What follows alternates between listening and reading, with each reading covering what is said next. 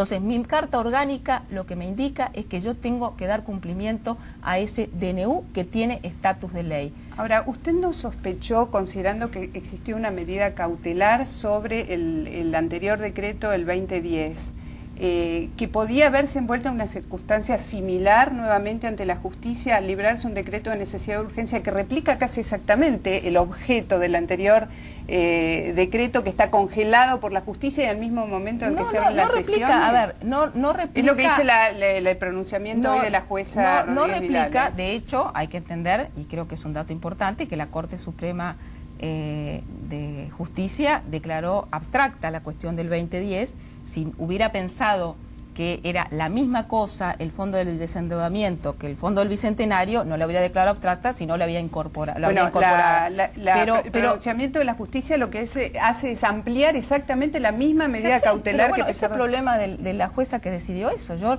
lo que digo claramente es que, en primer lugar, el Banco Central lo único que tenía que hacer era acatar ese DNU. Este DNU es distinto que el anterior. Este DNU incorpora algunas de las objeciones que se le habían hecho en términos que estaba abierto para el uso de reservas hacia adelante, que no estaba acotado a los vencimientos específicos de deuda del año 2010. Este DNU genera la comisión bicameral, o sea que este DNU es claramente distinto y más acotado que el anterior. Pero nuevamente, creo que lo que tenemos que analizar más allá de los procedimientos, uno puede, hoy la presidenta mencionaba la cantidad de decisiones realmente importantes que se tomaron a lo largo de la historia económica argentina, como fue la creación del Plan Austral, el canje de deuda. Ahora, Mercedes, todo esto se ¿usted no hubiera preferido que se hubiera dado en el contexto de una ley, de un debate en las cámaras y con otro marco de consenso? Yo hubiera preferido, yo creo que todos, la primera que hubiera preferido eso fue la presidenta de la Nación. ¿Y por qué no lo hizo? Pero ¿por qué no tantas cosas? Lo que no se comprende es por qué no lo hizo. Yo estuve 2 años y ahora voy a apartar mi responsabilidad de presidenta del Banco Central y voy a decir, yo estuve 2 años diputada nacional y ahí aprendí y me di cuenta que a veces uno idealiza lo que es el funcionamiento del Congreso de la Nación y cree que lo que realmente se discute muchas veces a fondo son las cuestiones que hacen al bien común, a la idea de los consensos, etcétera. Y lo que aparece a veces es el oportunismo político, las decisiones políticas por sobre otras decisiones. Entonces, mi pregunta es, frente a temas tan importantes que yo estuve, cuando le pagamos, era diputada nacional, uno de los primeros proyectos que me tocó defender fue el pago al fondo. Cuando le pagamos al fondo con reservas, el Frente para la Victoria era mayoría. Todo el resto de la Cámara votó en contra. Ahora, Mercedes, entonces, ¿por qué había hoy una cosa distinta? En el mundo ideal sería eso que usted está planteando, lo que uno buscaría. Ahora, después está la disputa política. Pero la realidad indica es que hay un Parlamento que está lejos del Parlamento ideal, donde seguramente hay expresiones políticas muy diversas que parecen coincidir en algunos puntos y en otros no, pero es que es el que elegimos. Sí. Nos guste o no, esto es lo que hay. Es lo que hay, pero entonces la presidenta de la Nación, que tiene que tomar decisiones, que tiene que guardar todos los días y tiene que enfrentar un mundo muy complicado, donde claramente se planteó un bache de financiamiento para el año 2010. Pero podía ser extraordinarias o podía esperar el día de hoy. Convengamos. ¿Qué tenía miedo? ¿Que le rechazaran la ley? Pero que yo creo que no hay consenso para... Si lo que se está discutiendo en el fondo es el uso de las reservas, que sea por DNU o por otra, se está discutiendo el uso de la reserva. Usted no escucha los argumentos que se dicen,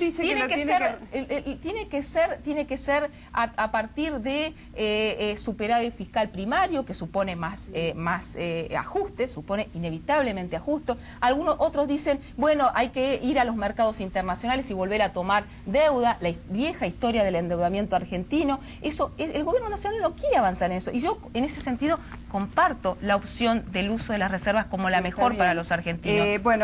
Supongamos que es constitucional. Lo que uno sabe, lo que dicen los constitucionalistas es que estas cosas deben debatirse en el Congreso. Pero ahora, hoy la presidenta dijo, la deuda se paga o se paga, los fondos no revierten, no vuelven para atrás, eso va a servir a pagar la deuda.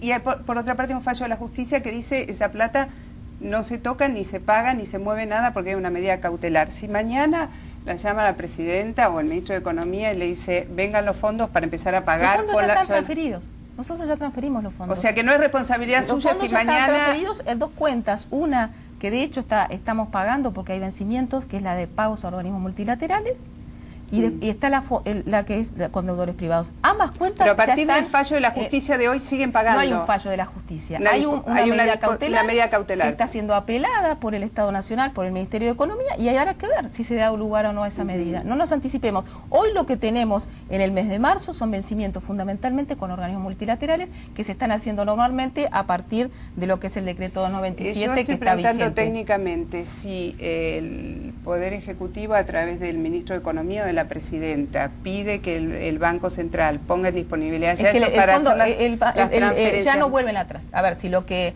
está preguntando es si una vez realizada la transferencia, como ya la hizo en el día lunes a la tarde el Banco Central, hoy ya están depositadas en 2 cuentas del Tesoro y es el Tesoro el que administra esos recursos. ¿No tiene ningún miedo de quedar atrapada en una situación de índole penal como funcionaria? No, de ninguna manera.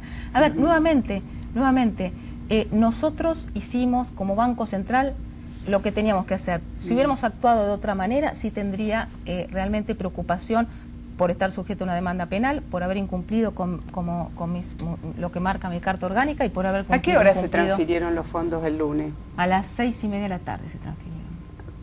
¿Cómo el ministro Randazzo a las 4 de la tarde dijo que los fondos ya habían sido transferidos? Porque todos los portales a las 4 de la tarde... Sí, se dicen tantas cosas. Bueno, pero es el ministro del Interior. Está bien, yo no sé, habrá querido decir que ya se estaba encaminando el proceso para que se realizaran los pagos. ¿A qué hora empezó? Fue todo un proceso largo, porque nosotros ya teníamos previsto una reunión de directorio para tratar lo que era puntualmente, que ya lo veníamos trabajando con el Ministerio de Economía, el segmento que tiene que ver con pagos a organismos internacionales. Eso ya estaba vigente y en realidad con mero decreto. ¿Cuándo supo usted, Mercedes, que la presidenta iba a derogar el decreto que estaba congelado por la justicia por una medida cautelar? Yo me enteré. A ver, nosotros estamos trabajando ya en el tema de pagos a organismos. Me enteré el domingo de la noche que estaban trabajando en este nuevo DNI que bajaba el fondo del Bicentenario y que creaba este fondo ahora más acotado. La llamó la presidenta y le dijo, estamos ahora redactando el DNU. Me dijo cuál era la intención, me pareció absolutamente razonable lo que se estaba proponiendo, y como nosotros ya teníamos todo el trabajo de los dictámenes que se necesitaban para el pago a organismos, únicamente lo que se hizo es empezar a trabajar en los dictámenes y el respaldo legal y técnico para avanzar en lo que era el fondo específico. Se trabajó muy tranquilo, al mediodía citamos al directorio. ¿No le pareció extraño que se redactara un decreto de necesidad de urgencia en las vísperas de que se abriera el Congreso en las sesiones ordinarias? Yo creo que está absolutamente, Mónica, en las facultades de la Presidenta de la Nación. Sinceramente, es facultad de la Presidenta de la Nación decidir cuando amerita la generación de un instrumento como esto frente a una necesidad concreta. Y a ver, tengamos en cuenta lo siguiente, hay situaciones a escala del mundo financiero internacional complicadas, hay un proceso de canje de deuda que está encaminado. Y la importancia que tiene para la Argentina, para mostrar al resto de los acreedores, la Argentina tiene espaldas para cumplir con sus programas de vencimientos y por lo tanto eso repercute también sobre el proceso de canje. Me parece que hay que también ponderarlo en el términos de por qué si los vencimientos eran a lo largo del año se hizo de una sola vez. Era necesario que la Argentina diera esa señal y de hecho fue muy bien recibida por el resto de los mercados y sobre todo también por el sector privado que tiene que tomar deuda a las empresas muchas veces en el exterior a tasas más competitivas. Bueno, por último, porque supongo que ya te ha tenido un día agotador, la semana que viene, y la pregunta la hago con todo el respeto del caso, la semana que viene todo parece indicar que el Senado no va a dejar pasar el pliego y que va a dejar de ser técnicamente, de acuerdo a nuestra Constitución, presidenta del Banco Central. ¿Qué va a hacer? Espero que no sea así. La verdad que yo creo que voy a conversar y debatir con cada uno de los senadores si es necesario para poder ¿Cuándo va a hablar con ellos? No, digo, yo lo estoy diciendo no, porque en realidad. la habían convocado me convocaron en el día de ayer, no fue una convocatoria fue absolutamente anómala. Yo en realidad no me dieron la oportunidad para ir a defender mi pliego. Yo les había pedido que cuando me llegó la carta a las 7:20, citándome para las 7:30, me dieran tiempo, que yo quería compadecer y quería discutir y quería explicar y quería decir todo lo que había hecho en el Banco Nación, todo lo que venía haciendo a lo largo de mi historia y todo lo que tengo pensado hacer hacia adelante en términos de generar mecanismos de financiamiento de largo plazo para la producción, para la inversión, para las economías regionales. No se pudo dar. No se pudo dar porque no me dieron el tiempo y dictaminaron. Así que yo espero que la semana que viene es todo más tranquilo y podamos discutir estas cosas. Bueno, me hago cargo de las cosas que hay siempre dando vuelta por el aire. ¿Se imagina en otro lugar? No, no me imagino en ningún otro lugar. Yo creo que este lugar es un lugar maravilloso. Sobre todo es un lugar maravilloso. ¿Por qué? Porque yo vengo hace mucho tiempo militando desde la economía por un pensamiento alternativo a lo que es el pensamiento neoliberal.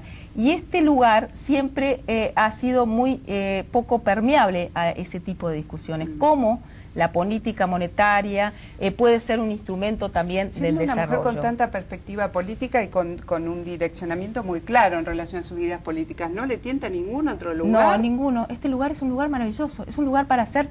Lo que pasa que a lo mejor se desperdició este lugar. Pero el Banco Central, con todas las capacidades y atribuciones que tiene en materia de política cambiaria, en materia de política monetaria, en política financiera, tiene una enorme capacidad para contribuir a este proceso de desarrollo por lo que tanto he peleado a lo largo de mi historia. Así que este es el lugar en el que realmente me gustaría seguir trabajando. Bueno, Mercedes, gracias. En lo personal, mucha suerte. Gracias. Bueno, hay que decir que el lugar del que se hablaba y que tiene que ver con los rumores que dieron vuelta en las últimas horas es el Ministerio de Economía. Mercedes Marcó del Pont es una profesional muy respetada, no solo